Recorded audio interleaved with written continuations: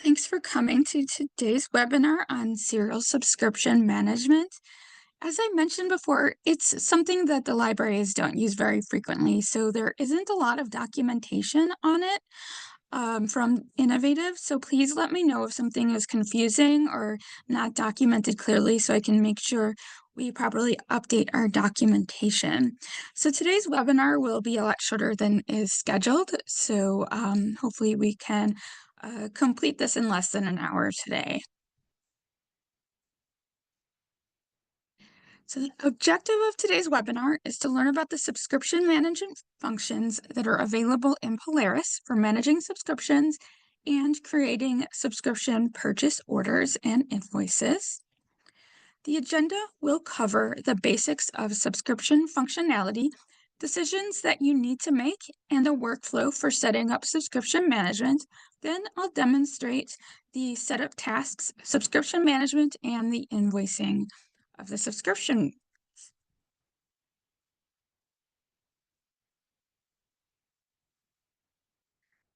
So I'm going to begin with an overview of the functionality. The functionality is actually really very interesting because there's an interplay between the acquisitions functions and the serials functions.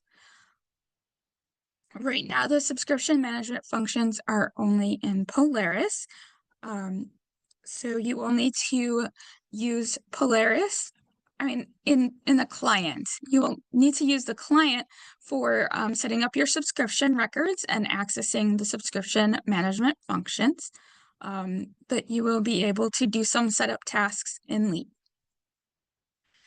So since few libraries use it, those that use it don't use all of the functions.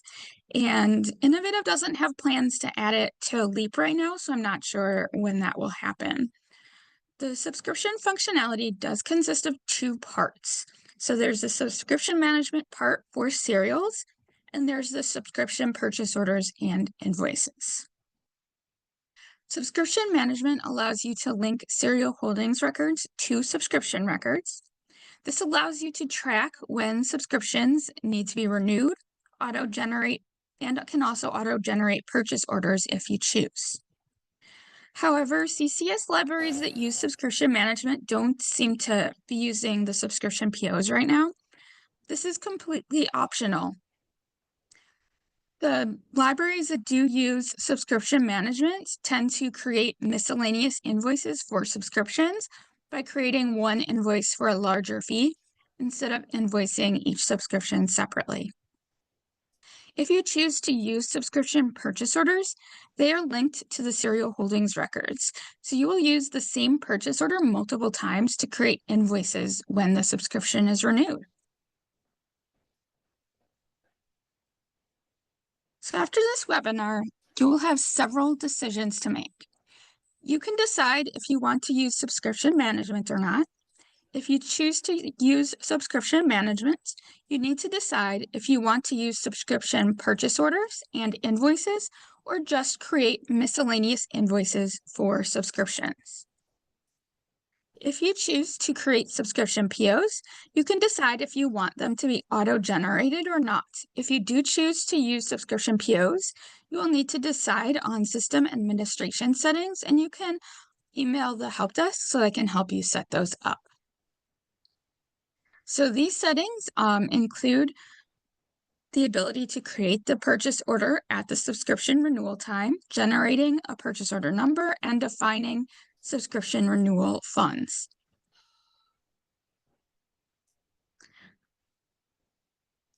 Are there any questions so far on what I've covered? So feel free to type any questions in the chat or unmute yourself.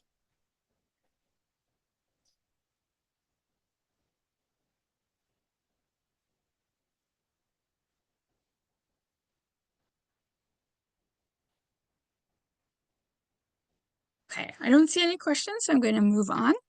So this slide includes a full outline of the workflow for setting up subscription management if you choose to use all of the functions, including the acquisitions functions.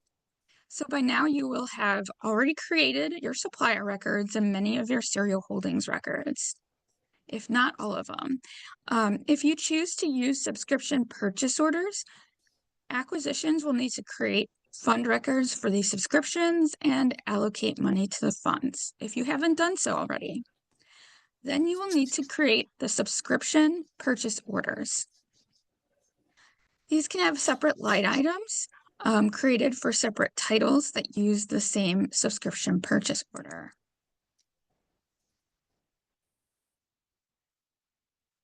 You can have separate segments that can be created for additional copies of the same title if they have different settings, and then you would release the PO.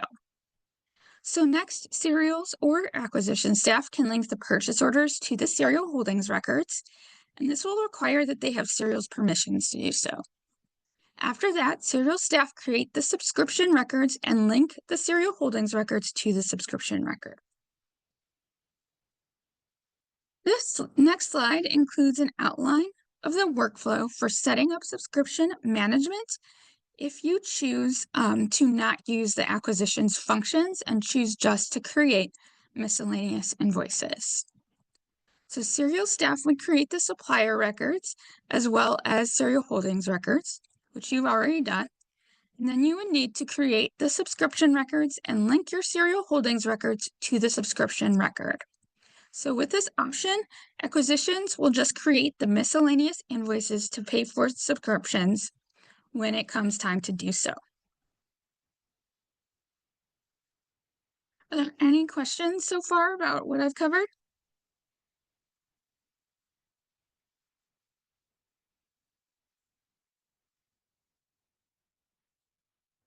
If I go too fast, please let me know and I can slow down and go back and redo something or demonstrate something again. So I'm now going to cover the setup tasks. So if you choose to create the subscription purchase orders, you will need to you can create them in the client or Leap. So to make a subscription PO, you will need to change the type to subscription. So I've added a red box around the type. You can see that. So you'll also see standing order in that list. So you would not want to ever use standing order unless you're using the serial holdings records for your standing orders like serials, but I don't know of any libraries that do that. So the information in the subscription PO needs to match the serial holdings record. So this includes the supplier, and material type and collection and so forth. After the PO is released, the status will be continuing. This means that the purchase order can be used to create multiple invoices. When you create the polys for your subscriptions, you can use separate segments for different copies if they have different combinations like collection and material type, like if you have one that's magazine new and one that's magazine. If you have the same settings for that, like you have two copies at the same branch, then you only need one segment with a quantity of 2. When you do release the purchase order, you won't be asked to create on-order item records since they were created when the issue is checked in. However, if you do see a pop-up that asks you to create on-order item records, you did not change the type to subscription. So what you would need to do, since you've already saved it, is to delete that purchase order and begin again and make sure you change that type to subscription. After the purchase order is created, it needs to be linked to the serial holdings record. So this is on the Orders tab right below the supplier. When you click on it, it will display the matching purchase orders. So I'm going to now switch to my screens to the client and Leap so I can demonstrate creating that purchase order and linking it to the serial holdings record. One moment.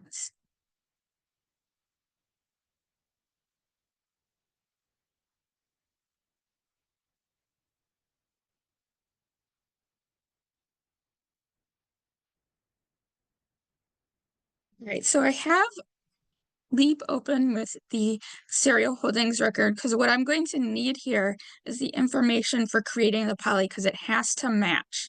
So I'm going to need that bib control number or ISSN to search for it. We need to make sure the destination, collection, and material type are the same. I'm going to make sure I close things that I don't need here. And I'm going to now create the purchase order in the client. I know Mount Prospect is using Leap and Waukegan right now is using the client. So I'm just going to use the client because I'm going to have to use it for subscription management. So I'm going to press that new icon and filter to acquisitions and click on purchase order.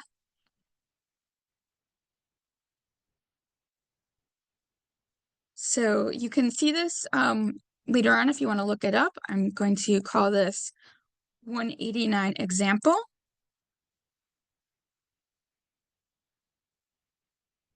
And I'm going to use Mount Prospect as an example.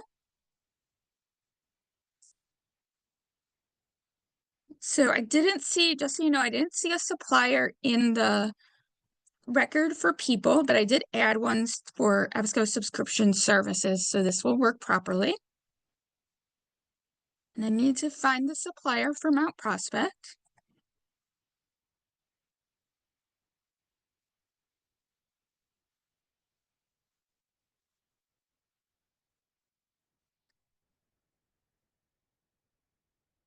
And I have to change the type before I save it to subscription. Now I can add in my line item.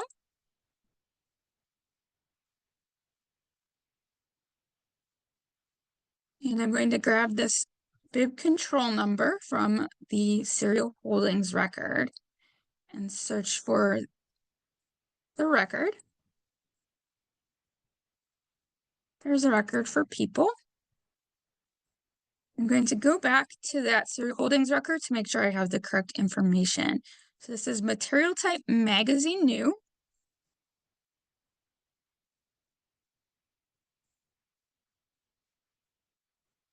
The collection is magazines.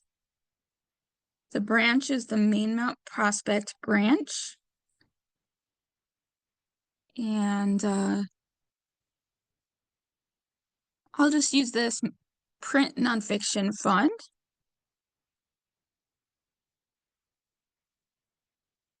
And press save.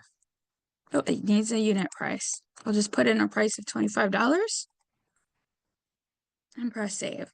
So if there's a another copy for different information, whether it's the South branch or it's for a different collection or material type, you can add a different or not for a different material type. If it's a different material type, you would need a different poly because that would have to have a poly of magazine. If it's for a different destination or collection, you can have a different segment. So I'm going to save this. And now that it's saved, I'm going to release the purchase order.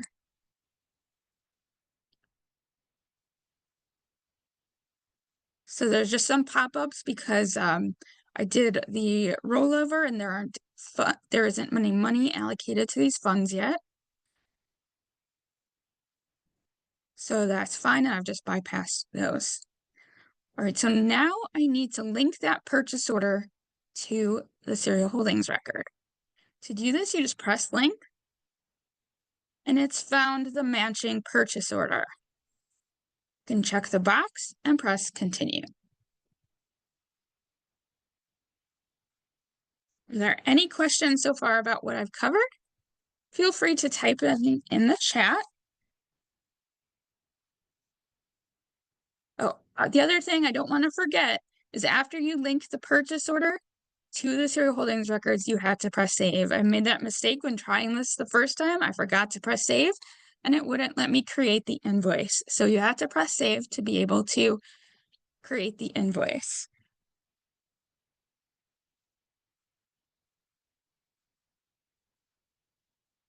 Are there any questions about setting up the purchase order?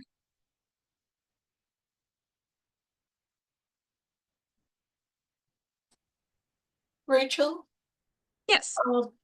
for the fund that you use with the purchase order, does it have to be just for subscriptions or can it be shared with other uh types of POs? It doesn't have to be just for subscriptions. You could just use a nonfiction fund or whatever you want. Um, if you want a separate subscription fund, you can have a separate subscription fund. Okay, thanks. Sure. Are there any other questions?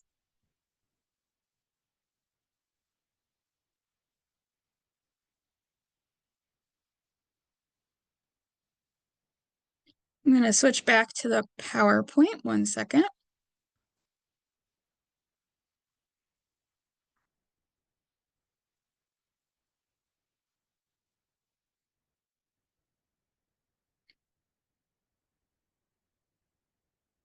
All right, so our next set of tasks is the subscription record. Subscription records allow the library to track renewal periods and have the ability to auto-generate a new purchase order for the new renewal period. So as I previously mentioned, generating that purchase order is optional. You can choose to not automatically create the PO, to create it manually, or not to even use those subscription POs at all. You also have the option to automatically renew the subscription or manually renew it by using the buttons for renewing the subscription. You also need to link that subscription record to the serial holdings record. So I'm going to switch back to my other screen. One moment.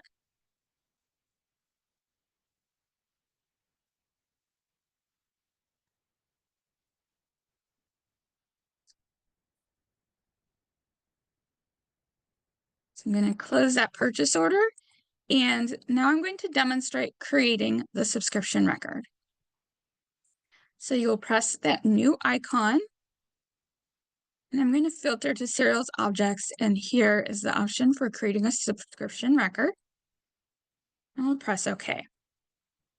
So first we need to link the bib control number to the subscription record. So I need to get that again from the subscription record and press find. I'm going to just search for the control number. Oh. There's the record for people. And I need to add in the supplier. So this needs to match the serial holdings record.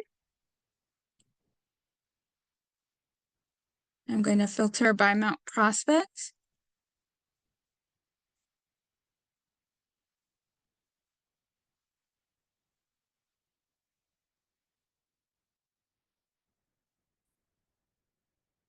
And next we need to add in the subscription period information. So the original date represents the original date that your subscriptions was first started, if you know what that is. If you don't, you can just put it to a previous date. So I'll just choose January 2023. Since this is the end of the year, I'm going to then use the start date of January 1st, 2025, and then add in an expiration date, which will be December 31st, 2025. You also can put in the price of the subscription. So in the client, you can tell what fields are required because these are the bold fields. And now I'll press save. So like all of the work forums in the client, there are different views that have these icons on the left-hand side. You can also use the view drop-down menu at the top. So I'm going to click on the serial holdings view. So on this view, this is where you'll add your subscription or add the serial holdings records. You can add more than one record, as many copies as you want to it. So I'm going to press add. So right above this white box for the holding section has some icons, the add symbols for adding the serial holdings record. There's also the ability to remove them too. So if when I click on this, I can see all of the library's serial holdings records for this title, and have to scroll down to find Mount Prospects.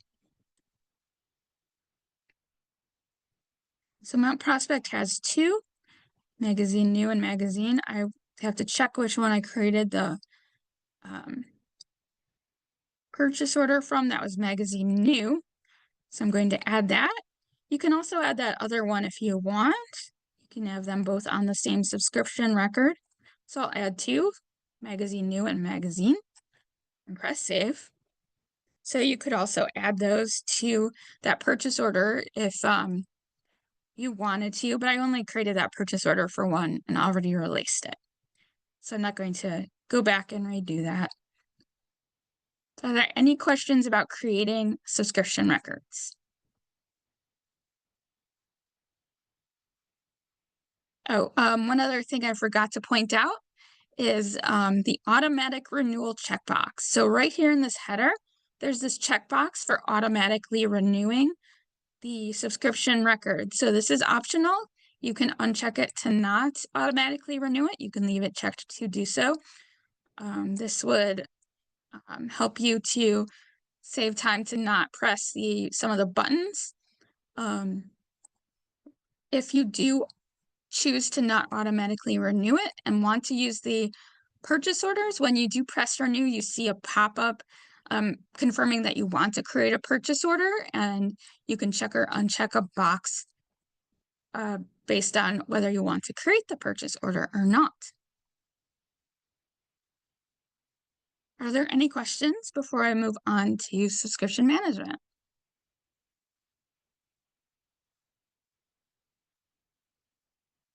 Rachel, Yes. with some of our subscriptions, especially through EBSCO, we have to renew the subscriptions several months in advance. Mm-hmm. So like we send them notification of what we're renewing and adding and dropping. And then a couple months later, we get the invoice from them. And then a couple months after that, the actual subscriptions start. What should we use as the start date in the record? Would it be like when we need to renew or when we would get the invoice? Does that make sense? Yeah, that's a good question. I would say it could depend on how you want to use subscriptions. So, it really works by using the dates when you're invoicing. So I would use the date that the subscription starts if you're going to be generating the invoice, because it won't let you create the invoice until you've received the issues that match the dates. But if we need to pay the EBSCO invoice before then you would probably just want to use like miscellaneous invoices. okay. That's probably why the libraries aren't using it so much, is because of how the dates function. You can always choose to automatically renew the subscription by using this checkbox, and it will just automatically change the status to renewed in the system too. So there's different options that you could choose from. And you can even play around with the dates. I don't know that many libraries that use this. The ones that do use automatic renewal, and then just use the lists to track what needs to be renewed or not. Okay. Thank So you. I'm going to demonstrate that 1 second. I'll switch to PowerPoint again.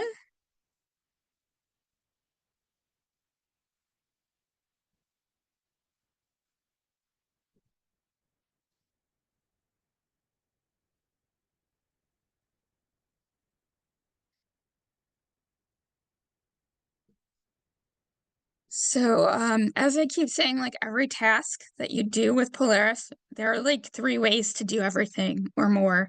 And so there's three ways that you can renew, cancel, or reopen subscriptions. You can choose any of these ways, any of these workflows. So you have that option that I mentioned for automatically renewing the subscriptions by using the checkbox in the subscription record. So you can also manually renew, cancel, and reopen subscriptions from the subscription record or a subscription list.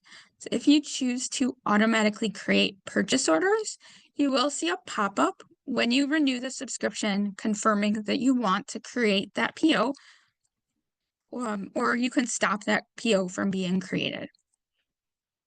If you use the process for automatic renewal, there is a setting for creating automatic purchase orders. I don't know anyone that uses it, so I don't have documentation on how well that works. If you do want to use that, you'll need to contact me so I can set that up in system administration, and we can see how well that works for you. There are also a number of subscription-related reports that you will find in the client that can help you with your renewal process, and I'll show those in a second. One is for a renewal reminder. There's a list of titles that are not automatically renewed, and there are also some additional reports that have lists of subscriptions and can help you analyze the price.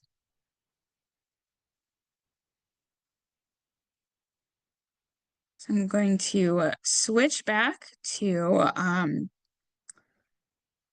my computer. 1 second.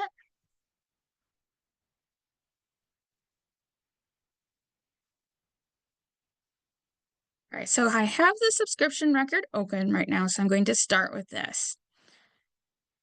So in addition to the automatic renewal option, if you uncheck it, under the Tools drop-down menu, you have the option to press Renew, Reopen, and Cancel.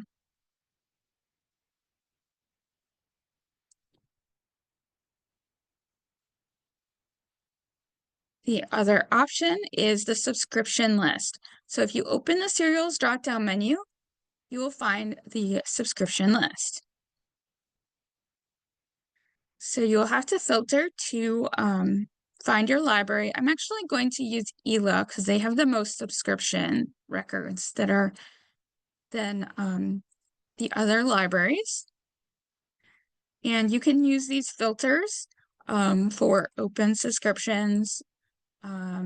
They do have some that are auto-renewed. You can, and some that are not auto-renewed. So you can filter that to press all and change the date for the subscription date.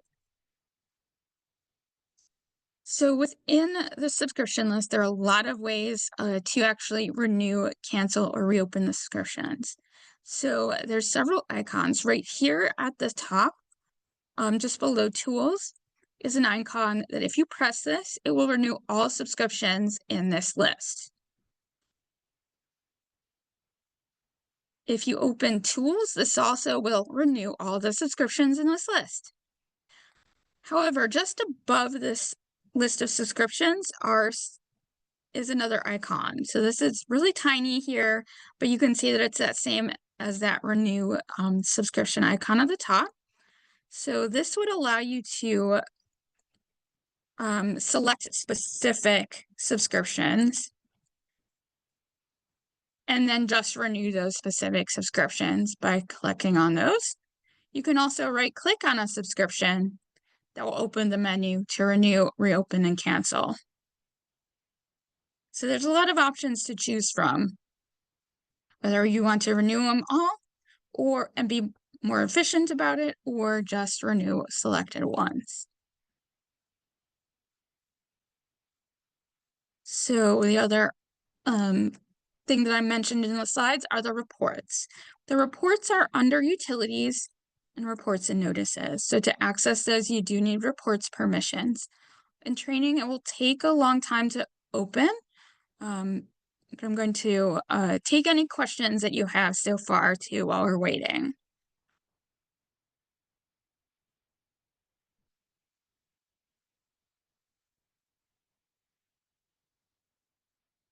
Are there any questions?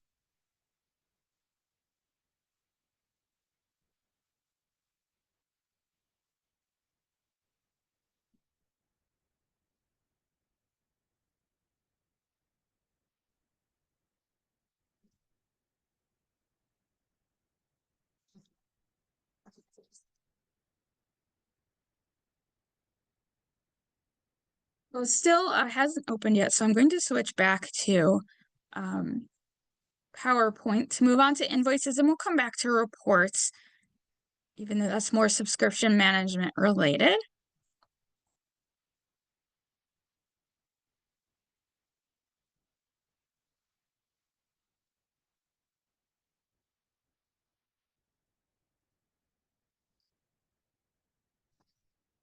All right, so invoicing the subscription has multiple options, as I mentioned.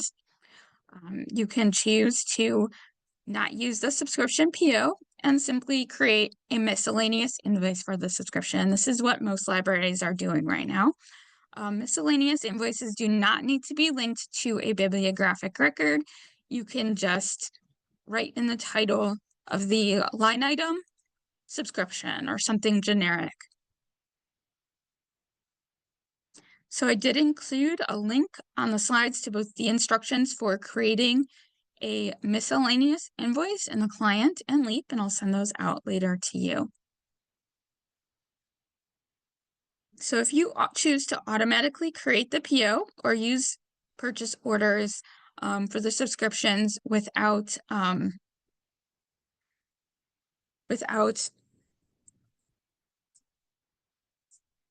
creating the PO automatically, but doing it manually instead, there's a bit of a different workflow that you'll need to use for creating the invoice from these purchase orders. It does not allow you to press that receive button the way you normally do. So in order to receive the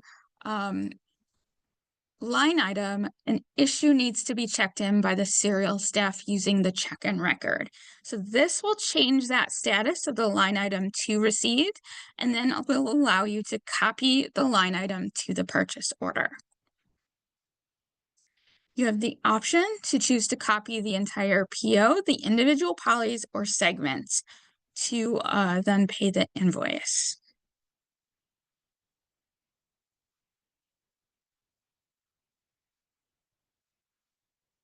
I'm going to see, oh, here it is. I'm going to switch back to my desktop because the reports have opened up.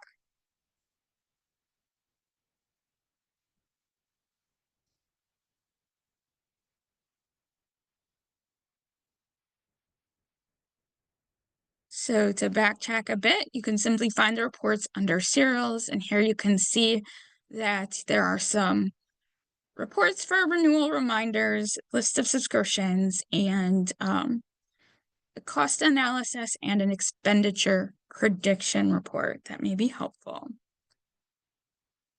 So I'm going to minimize that and open up that purchase order that I created earlier again.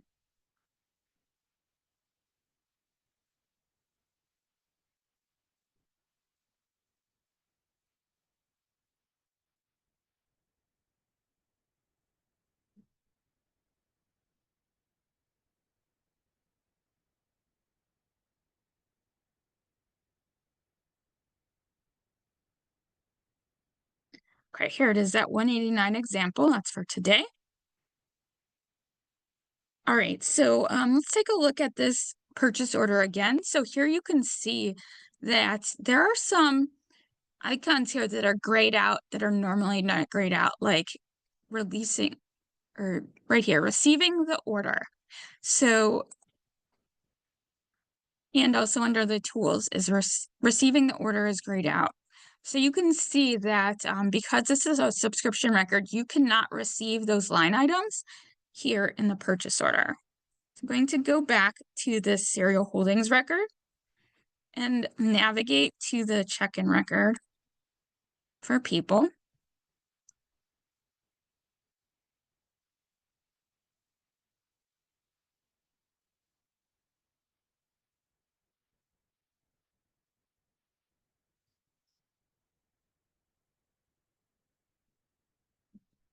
And I'm going to close this purchase order for a second so it will refresh. All right, so this subscription is for starting on January. So I'm going to check in some of these older issues first and put in a fake barcode.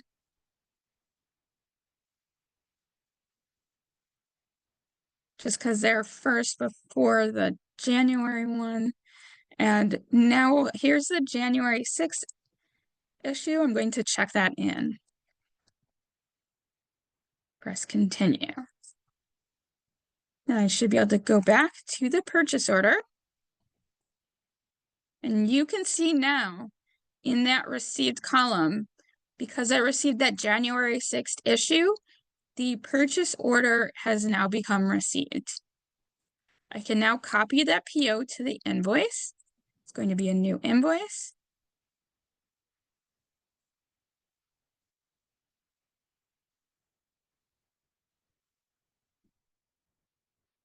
And press OK.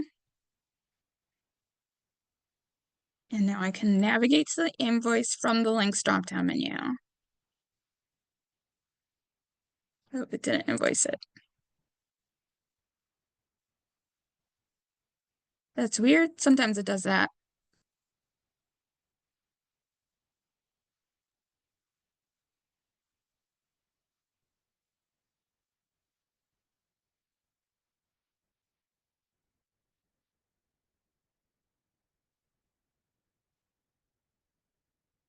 There we go. Pressed OK properly. It's been invoiced. And here's the invoice for that subscription. So you can see that it's copied the invoice here, or the line item here, and you can just press pay.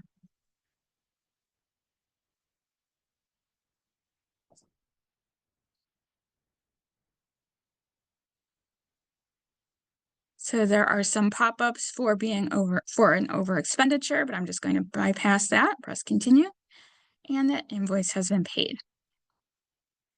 All right. Are there any questions about the process of invoicing the purchase orders?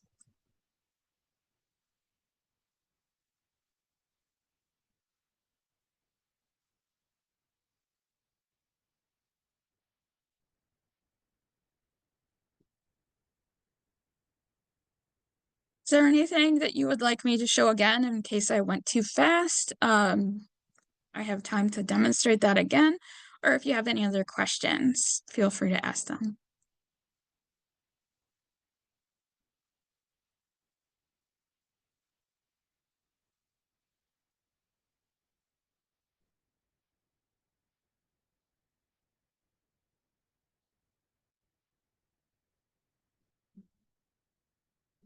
Seems like there are no other questions. I have added a link to a resources page in the PowerPoint.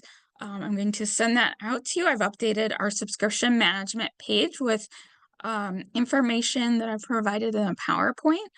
If you have any questions about your options for using acquisitions with subscription management and want to set that up, feel free to email me at the help desk with any of your questions, and I can set up those system administration settings. If you want to go over those system administration settings, I do have a list of those, and I will send those out to you when I send out the PowerPoint so that you can review them.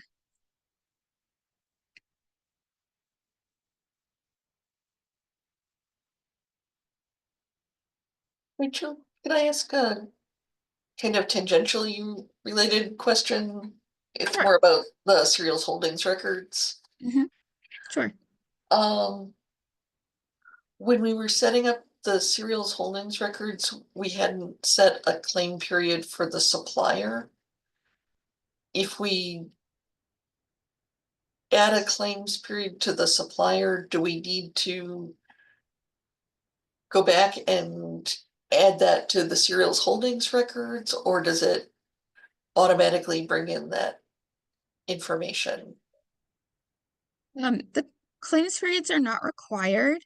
They do help the claims alert list function better if you have more specific dates that you can use to estimate when the serial is expected and when you would want to consider it something that you would want to claim. It will still appear on the claims alert list if you don't have claims periods in the records.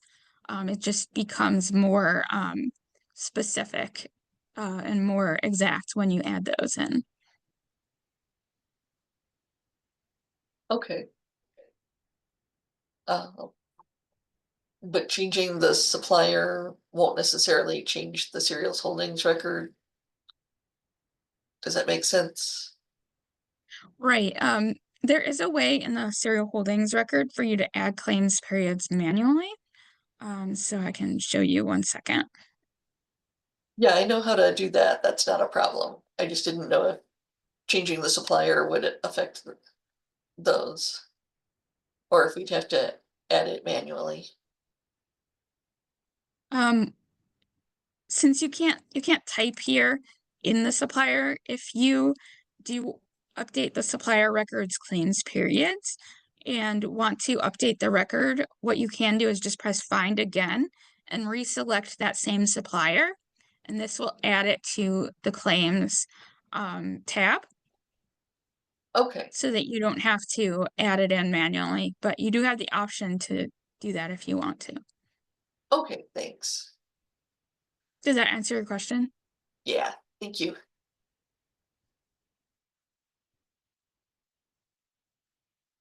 Are there any other questions?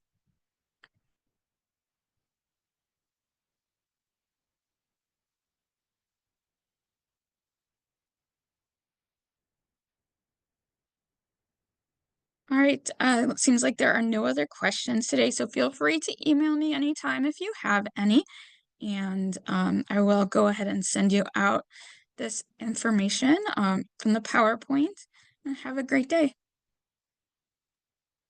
Thank you. Bye.